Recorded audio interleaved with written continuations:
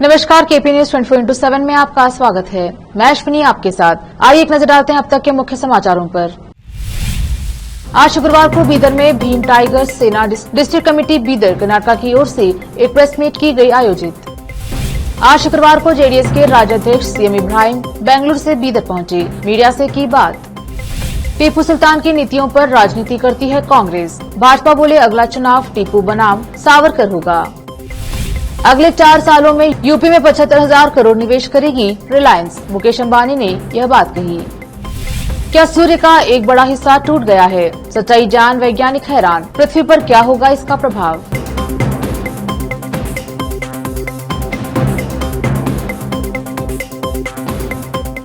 अब समाचार विस्तार से। पहले समाचार स्थानीय। आज शुक्रवार को बीदर के कृष्णा रेजेंसी होटल में भीम टाइगर सेना डिस्ट्रिक्ट कमेटी बीदर कर्नाटक की ओर से इस कमेटी के अध्यक्ष नरसिंह एम सम्राट की अध्यक्षता में एक प्रेस मीट आयोजित की गई, जिसमें भीम टाइगर सेना के अधिकारियों ने बीदर ब्रिम्स स्वास्थ्य संस्थान के इलेक्ट्रिशियन इंचार्ज दिलीप डोगरे के आय से ज्यादा संपत्ति बनाने और बिजली की चोरी करने के खिलाफ विरोध किया। इस अवसर पर मीडिया से बात करते हुए भीम टाइगर सेना डिस्ट्रिक्ट कमेटी बीदर के अधिकारियों ने ब्रिम्स स्वास्थ्य संस्थान और सरकार से अपील की कि दिलीप डोगरे को निलंबित करे। इस अवसर पर उन्होंने कहा कि आला अधिकारी के सपोर्ट के कारण दिलीप डोगरे को सस्पेंड नहीं किया गया है।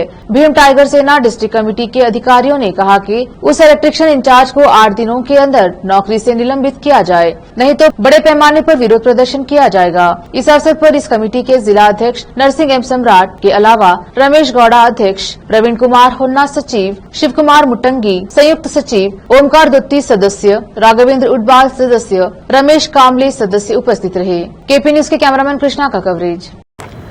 ಹಗರಣ ಅಂದರೆ ಲಕ್ಷಾಂತರ ರೂಪಾಯಿ ಲೂಟಿ ಮಾಡುವ ಮುಖಾಂತರ ಬೀದರ್ ಜಿಲ್ಲೆಯ ಸಾರ್ವಜನಿಕ ಗಮನವನ್ನು ಸೆಳೆಯುವ ಮುಖಾಂತರ ಇವರು ಹೆಸರುವಾಸಿ ದಿಲೀಪ್ ಕುಮಾರ್ ಡೋಂಗ್ರೆ ಅವರು ಬೀದರ್ ಬ್ರಿಮ್ಸ್ ಆಸ್ಪತ್ರೆಯಲ್ಲಿ ಇವರು ಎಲೆಕ್ಟ್ರಿಷಿಯನ್ ಹುದ್ದೆಯಲ್ಲಿದ್ದಾರೆ ಬೀದರ್ನಲ್ಲಿ. ಅದಕ್ಕೆ ಇವರು ಲಕ್ಷಾಂತರ ರೂಪಾಯಿ ಲೂಟಿ ಮಾಡಿದರೆ ಇವ್ರ ಮೇಲೆ ಸರ್ಕಾರ ಏನಪ್ಪ ಅಂದ್ರೆ ಸುಮಾರು ತನಿಖೆಗಳು ಮಾಡಿದ್ರು ಕೂಡ ಏನಪ್ಪ ಅಂದ್ರೆ ಇವ್ರ ಬಗ್ಗೆ ಇಲ್ಲಿವರೆಗೆ ಯಾವುದೇ ಕ್ರಮ ಕೈಗೊಂಡಿಲ್ಲ. ಇವರೇನಪ್ಪ ಅಂದ್ರೆ ತನ್ನ ಹೆಂಡತಿ ಹೆಸರ ಮೇಲೆ ಏನಪ್ಪ ಅಂದ್ರೆ 22 ಲಕ್ಷ ರೂಪಾಯಿದು ಇಲ್ಲಿ ಶಿವನಗರ್ನಲ್ಲಿ ಸೈಟ್ ತಗೊಂಡಿದ್ದಾರೆ. ಇವರು ಸ್ವತಃ ಒಂದು ಕಾರ್ ತಗೊಂಡಿದ್ದಾರೆ. ಇವರು ಸರ್ಕಾರದ ಯಾವುದೇ ಮೇಲಧಿಕಾರಿಗಳದೇನಪ್ಪ ಅಂದ್ರೆ ಪರವಾನಗಿ ತಗೊಲಾರ್ದೆ ಏನಪ್ಪ ಅಂದ್ರೆ ಸರ್ಕಾರಕ್ಕೆ ಏನಪ್ಪ ಅಂದ್ರೆ ಮೋಸ ಮಾಡುವ ಮುಖಾಂತರ ಇವರು ಬೀದರ್ ಜಿಲ್ಲೆಯ ಬ್ರಿಮ್ಸ್ ಆಸ್ಪತ್ರೆಯಲ್ಲಿ ಸುಮಾರು ಹಗರಣ ಮಾಡಿದ್ದಾರೆ. ಅವ್ರು ಮಾಡಿರೋ ಹಗರಣಗಳೇನಪ್ಪ ಅಂದ್ರೆ ಒಂದೊಂದಾಗಿ ಎಲ್ಲ ಇಲ್ಲಿ ನಾವು ಇದು ಮಾಡಿದೆವು, ಪ್ರಿಂಟ್ ಮಾಡಿದೆವು. ಇವತ್ತು ಪತ್ರಿಕಾ ಮಾಧ್ಯಮದ ಮುಖಾಂತರ ತಿಳಿಸೋದೇನೆಂದರೆ, ಈ ಬ್ರಿಮ್ಸ್ ಆಸ್ಪತ್ರೆಯಲ್ಲಿ ಲೂಟಿ ಮಾಡೋದರಲ್ಲಿ ದಿಲೀಪ್ ಡೋಂಗ್ರೆ ಅವರು ನಂಬರ್ 1 ಇದ್ದಾರೆ. ಇವ್ರ ಬಗ್ಗೆ ಮೇಲಧಿಕಾರಿಗಳು ಸೂಕ್ತ ಕ್ರಮ ಕೈಗೊಂಡು ಇವರಿಗೆ ಅಮಾನತುಗೊಳಿಸಬೇಕು.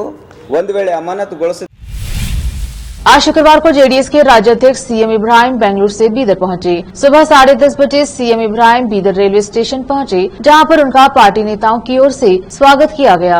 इस अवसर पर जेडीएस के जिला अध्यक्ष रमेश सोलपुर, जेडीएस के district youth president Mohammad Feroz Khan के अलावा जनता दल के सभी स्थानीय नेतागण और कार्यकर्ता उपस्थित रहे। इस अवसर पर सीएम इब्राहिम ने मीडिया से बात की और मीडिया कर्मियों के कांग्रेस और बीजेपी के नेताओं के बारे में पूछे गए विभिन्न प्रश्नों का उत्तर दिया। केपी न्यूज के कैमरामैन संतोष का कवरेज।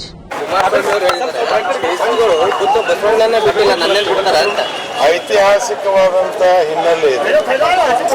ಯಾವುದರ ವಿರುದ್ಧ ಬಸವಣ್ಣನವರು ಕೂಗೆತ್ತಿದ್ರು, ಯಾವುದರ ವಿರುದ್ಧ ಸರ್ವಜ್ಞರು ಕೂಗೆತ್ತಿದ್ರು, ಯಾವುದರ ವಿರುದ್ಧ ಕನಕದಾಸರು ಕೈ ಎತ್ತಿದ್ರು, ಇವತ್ತು ಅದೇ ಕೂಗನ್ನು ಕುಮಾರಸ್ವಾಮಿ ಅವರು ಎತ್ತಿದ್ದಾರೆ. ಇದರಲ್ಲಿ ತಪ್ಪಿಲ್ಲ.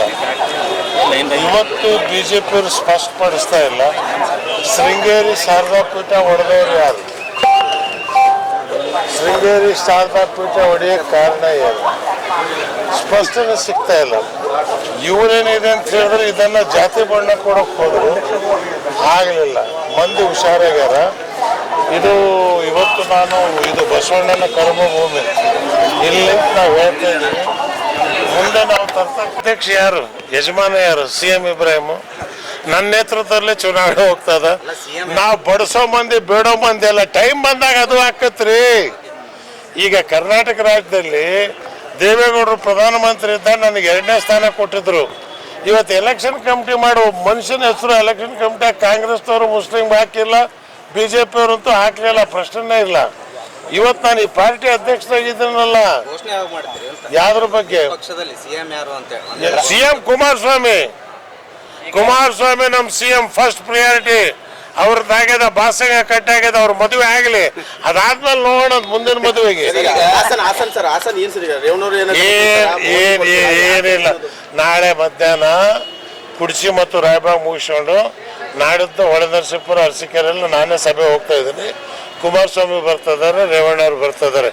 ಒಂದು ಮಾತು ನಿಮ್ಗೆ ಹೇಳೋಗಿರ್ತೀನಿ, ದೇವೇಗೌಡರ ಕುಟುಂಬದಲ್ಲಿ ಭಿನ್ನಾಭಿಪ್ರಾಯ ಬರುತ್ತೆ ಅಂತ 50 ವರ್ಷದಿಂದಲೂ ನಾನು ಆ ಕುಟುಂಬ ಜೊತೆಲಿದ್ದೀನಿ.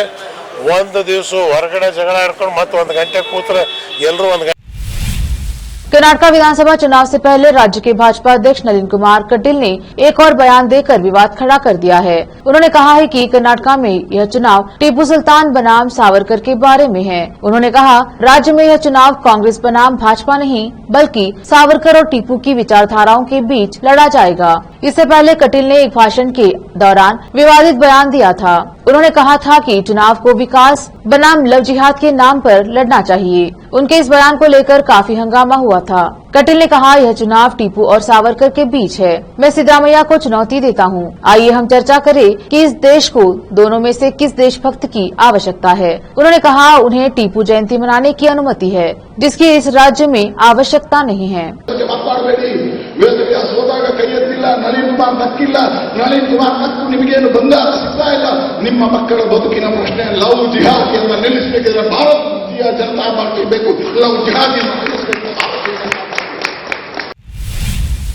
संगारेड्डी जिले के न्यारकल मंडल में हजरत पीर गायब साहिब के 365वें उर्स के अवसर पर शानदार नौका प्रतियोगिता का आयोजन किया गया, जिसमें कर्नाटक, महाराष्ट्र, आंध्रा, तेलंगाना के नामी पहलवानों ने हिस्सा लिया। इस प्रतियोगिता में जहीराबाद के प्रसिद्ध पहलवान मोहम्मद मकसूद अली के भतीजे और शिष्य मोहम्मद मुसैब अली, मोहम्मद पाशा और मोहम्मद अली जीते। गौरतलब है कि मकसूद अली जहीराबाद के प्रसिद्ध अली पहलवान के शिष्य हैं और अली पहलवान हैदराबाद के प्रसिद्ध जफर पहलवान के शिष्य हैं। केपी न्यूज के संवाददाता रिजवान की रिपोर्ट। तेलंगाना कांग्रेस पार्टी के अध्यक्ष एमपी बलकाजगिरी के कहने पर तेलंगाना स्टेट्स में डिस्ट्रिक्ट लेवल पर भारत जोड़ो यात्रा के बाद हाथ से हाथ जोड़ो कार्यक्रम को बड़े तौर पर कुतबुल्लापुरा कांग्रेस पार्टी के वरिष्ठ नेता कोलन हनुमंत रेड्डी साई बाबा नगर के घर घर जाकर कांग्रेस के हाथ मजबूत करने की अपील की और कहा कि आने वाले चुनाव में कुतबुल्लापुरा से कांग्रेस पार्टी के उम्मीदवार को विधायक बनाना जरूरी है। इस रैली में कई कांग्रेस के नेता और आवाम की एक बड़ी संख्या उपस्थित रही। कुतबुल्लापुरा, तेलंगाना से केपी न्यूज के लिए मोहम्मद निजाम की रिपोर्ट। अब लेते हैं छोटा सा ब्रेक, जल्द लौटेंगे ब्रेक के बाद। हिंदुस्तान के हर कोने में हम हैं मौजूद। 24 घंटे हालात पर गहरी नजर, खबरों से जुड़े चुपते सवालात और आपको दिखाता है धार्मिक, सामाजिक, राजनीतिक, लोकल और इंटरनेशनल न्यूज की सबसे बेहतर कवरेज, जो आपको रखती है हर पल बाखबर। देश और दुनिया भर की खबर के लिए देखते रहें केपी न्यूज 24/7। ब्रेक के बाद स्वागत है आपका। देखते हैं देश और विदेश के अन्य समाचार। प्रधानमंत्री नरेंद्र मोदी ने मुंबई सोलापुर और मुंबई शिरडी वंदे भारत ट्रेन को हरी झंडी दिखाई। मध्य रेलवे के एक अधिकारी ने कहा कि इन ट्रेनों के किराए की घोषणा कर दी गई है। सीएसएमटी साईनगर शिरडी ट्रेन देश की 10वीं वंदे भारत ट्रेन होगी। महाराष्ट्र में मुंबई सोलापुर और मुंबई साईनगर शिरडी मार्गों पर वंदे भारत एक्सप्रेस ट्रेनों को शुक्रवार को प्रधानमंत्री नरेंद्र मोदी द्वारा हरी झंडी दिखाने से पहले मध्य रेलवे ने इनके किराए की घोषणा की। मध्य रेलवे के एक अधिकारी ने कहा कि CSMT Chhatrapati Shivaji Maharaj terminus Solapur Vande Bharat train में कैटरिंग सेवा के बिना एक तरफ का किराया चेयर कार के लिए 1000 रूपए और एग्जीक्यूटिव चेयर कार के लिए 2015 रूपए होगा, जबकि खान पान के साथ दोनों श्रेणियों का किराया क्रमशः 1300 रूपए और 2365 रूपए होगा।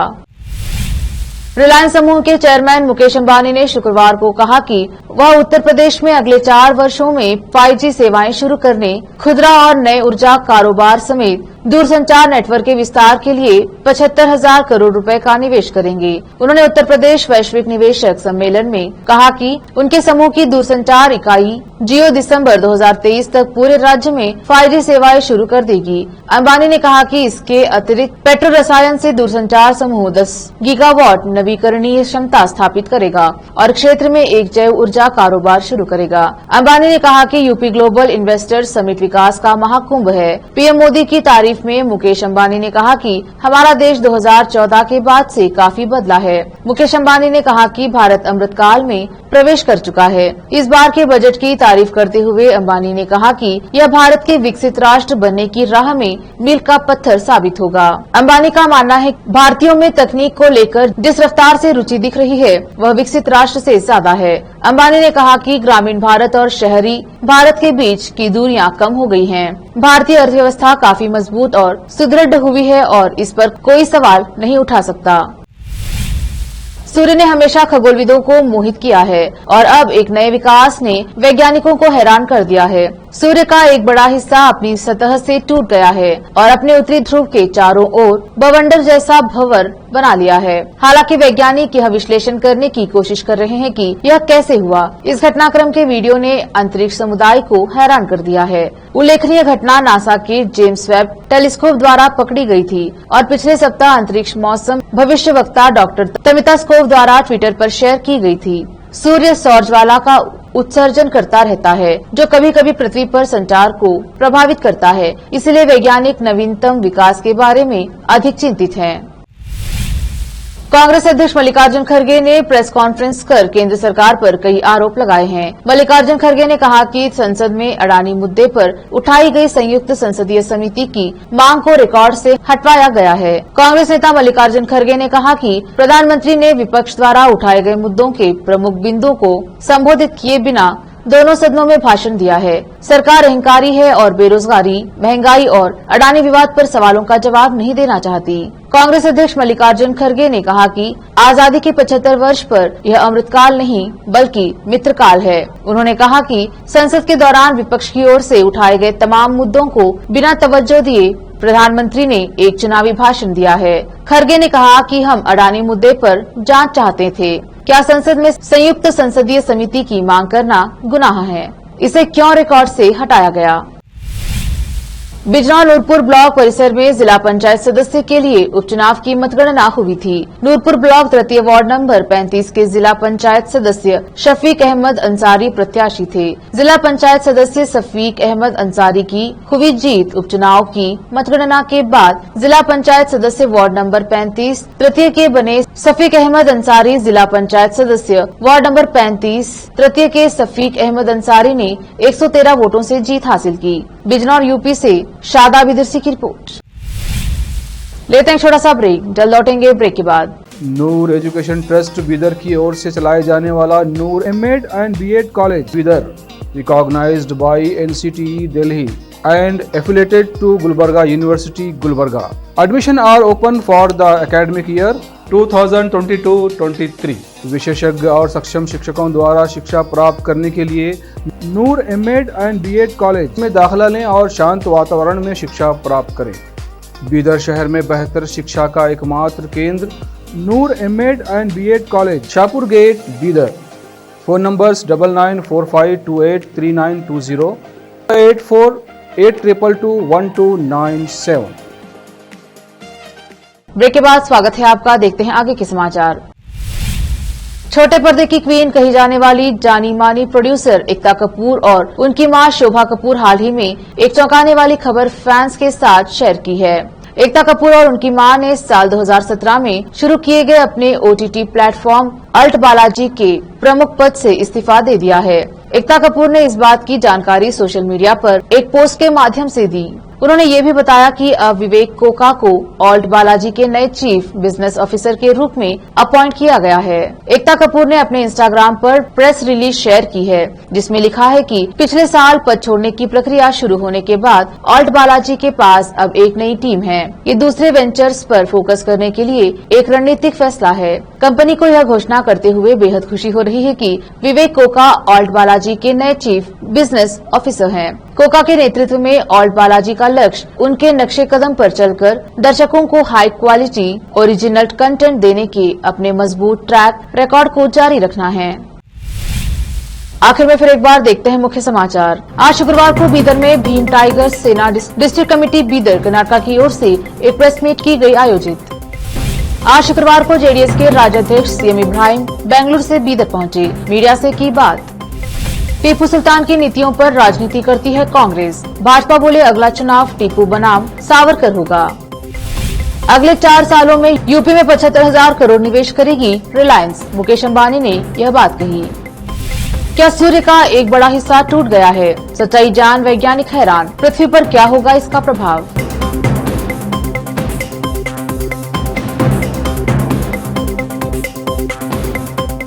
केपी न्यूज में अब तक के लिए इतना ही। देश प्रदेश के समाचारों के लिए देखते रहिए केपी न्यूज 24/7। धन्यवाद।